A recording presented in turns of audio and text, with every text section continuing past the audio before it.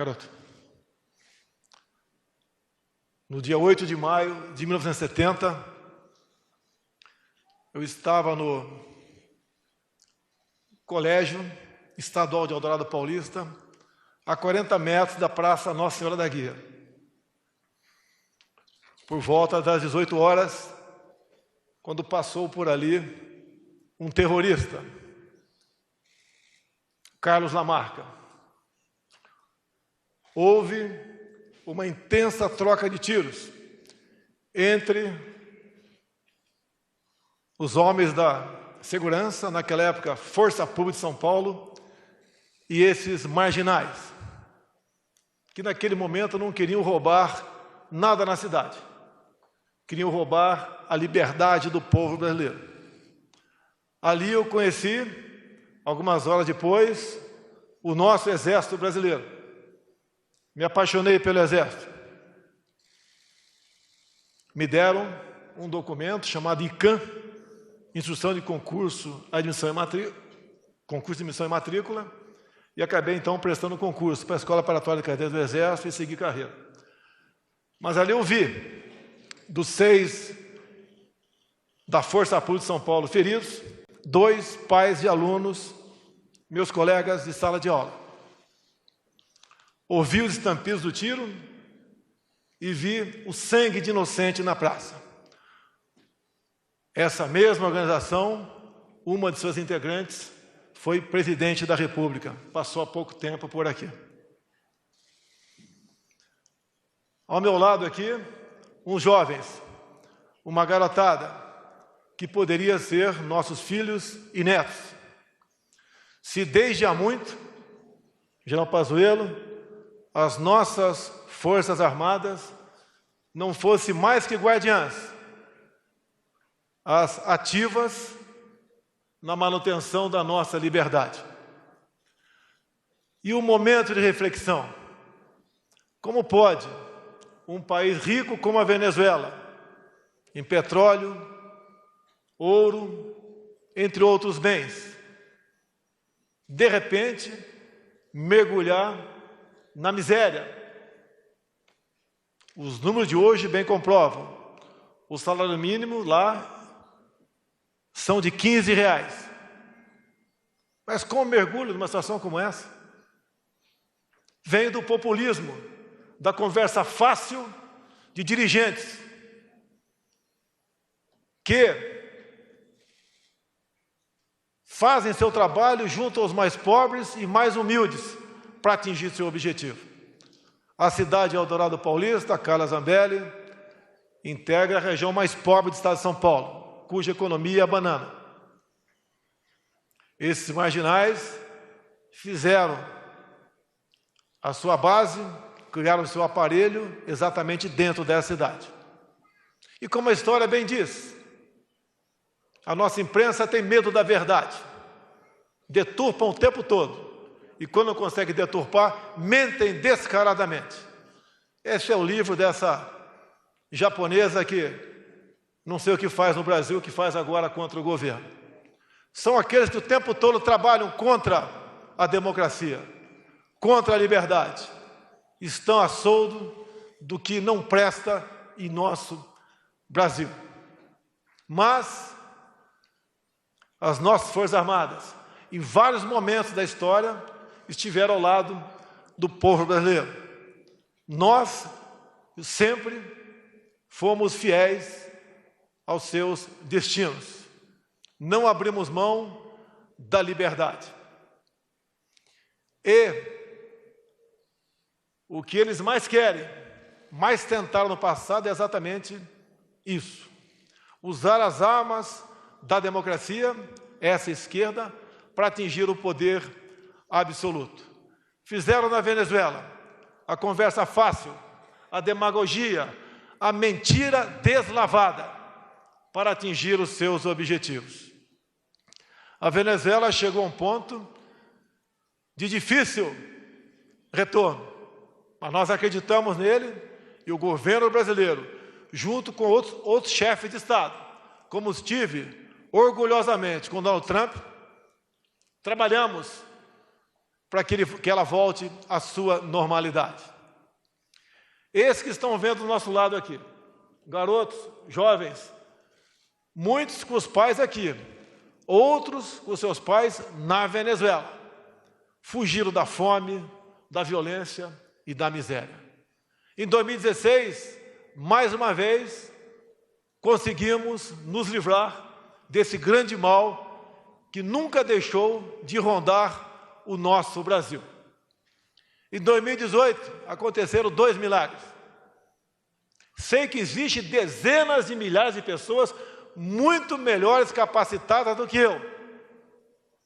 Mas eu tive uma oportunidade, já, prezado Pazuello, que demos no passado, fizemos nosso juramento de dar a vida pela pátria se preciso for.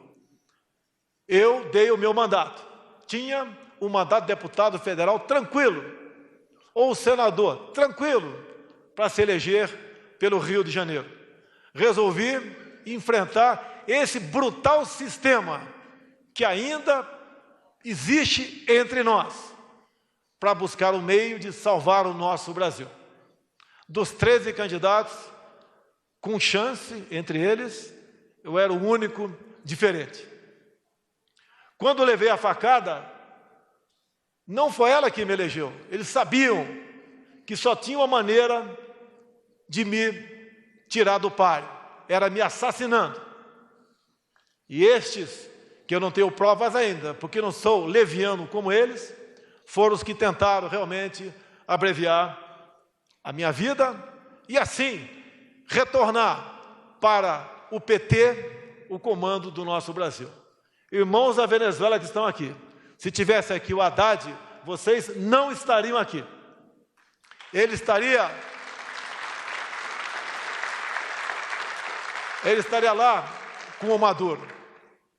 Então, meus senhores, minhas senhoras, o que mais nós temos de sagrado, que é a nossa liberdade, é a nossa democracia, nós temos que todo dia zelar e lutar por ela. Caso contrário, podemos entrar na situação que entrou a Venezuela. Temos um outro país aqui no Brasil, que quis o seu povo eleger para governá-los exatamente aqueles que no passado colocaram esse país na situação de dificuldade que se encontra. Não adianta termos raiva, culpar os outros pelos nossos insucessos, achar que, sem cada um fazer a sua parte, podemos garantir dias melhores para todos nós. Eu peço a Deus que continue abençoando o nosso Brasil. Abra a mente daqueles que ainda estão do lado da esquerda. Essa maldita esquerda que não deu certo em lugar nenhum do mundo. E alguns temam em querer fazer com que ela volte ao poder. Agradeço a Deus mais uma vez pela oportunidade da minha vida e do verdadeiro milagre da eleição, onde não tínhamos nada para assumir, para ganhar as eleições, tendo em vista a situação, ou seja, como era a política de antigamente. Essa oportunidade ímpar, Sérgio Moro, que nós temos de mudar o Brasil, também está nas mãos dos 22 ministros, num primeiro momento, que me acompanham. A responsabilidade de todos vocês é enorme. Não dê chance para essa esquerda. Eles não merecem ser tratados como se fossem pessoas normais, que quisessem o bem do Brasil. Isso é mentira. Não podemos chegar em 22 na situação que chegou a Argentina no corrente ano, ou como está caminhando, infelizmente, um grande e próspero país, que é o Chile, caminhando para o caos, caminhando para o socialismo. Não podemos deixar que os nossos filhos cheguem na situação dessa garotada que está do meu lado, fugir do país por ter, ao usar as armas da democracia, estes bandidos corruptos retornarem ao poder. Meus senhores e minhas senhoras, agradeço a Deus pela vida e a vocês, em grande parte, pela missão de conduzir os destinos do nosso Brasil. Mas essa responsabilidade é de cada um de vocês. Não queiram que um homem só mude o destino do Brasil. Não tenho forças para isso. Preciso de vocês. Nós precisamos de um dos outros. Essa imprensa que está aqui agora me olhando, estou sob suas lentes. Comecem a produzir verdade, porque só a verdade pode nos libertar.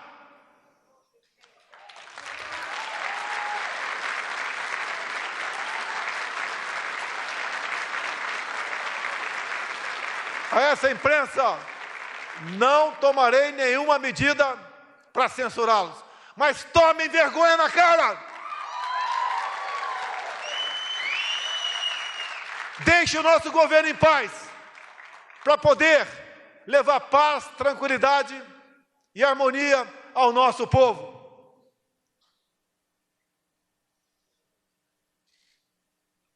Se tenho coragem de fazer isso agora, é porque eu tenho consciência do que acontece no governo. Nos encontros que tenho, nas minhas viagens internacionais, as conversas, o que nós podemos fazer para o bem do Brasil. Há pouco, a imprensa falou barbaridade sobre a possível taxação do aço e do alumínio. Resolvemos o problema. Nenhuma linha por parte deles sobre esse efeito.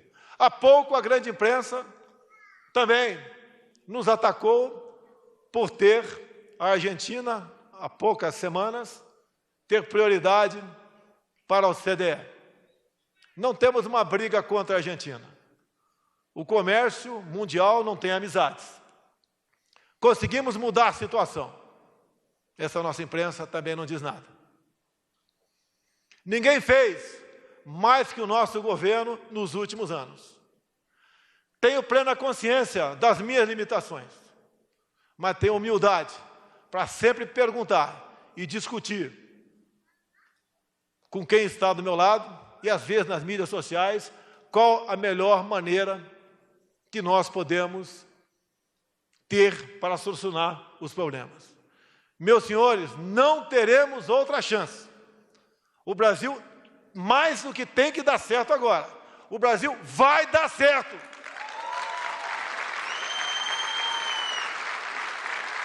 Apesar daqueles que o tempo todo me atacam, a mim e a minha família, e aqueles que estão próximos de mim, para tentar desgastar e chegar ao poder. Eu acredito em Deus. Deus, para mim, sempre esteve e sempre estará acima de tudo. Porque também eu tenho uma filha da idade desse garoto. E quero para ela um Brasil melhor do que nós temos no momento, longe do que esses pobres irmãos da Venezuela têm também.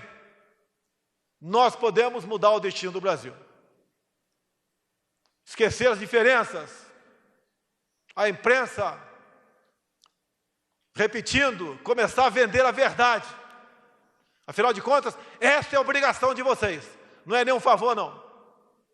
Nós temos como mudar o destino do Brasil. Porque o momento de reflexão é exatamente esse que estamos tendo agora aqui.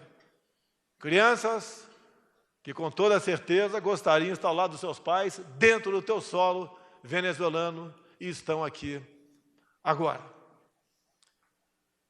Por tudo que aconteceu na minha vida. Tem uma história grande. Começou lá nos idos de 1970. Se Deus quiser, vai demorar, se essa for a vontade de Deus, para acabar. Vamos juntos mudar o destino do Brasil. Vamos fazer da nossa juventude uma juventude que não passe pelo sofrimento desses nossos irmãos venezuelanos que estão do meu lado. Meus amigos, desculpe o desabafo, mas é um discurso do coração, de quem ama a sua pátria, de quem serviu o exército por 15 anos, por quem esteve por 28 anos dentro da Câmara e conviveu sem nenhum problema, do que, infelizmente, muitos outros lá tiveram. Isso não é virtude, isso é obrigação. Obrigado a Deus por ter, nesse momento, escolhido para conduzir o destino dessa pátria maravilhosa chamada Brasil.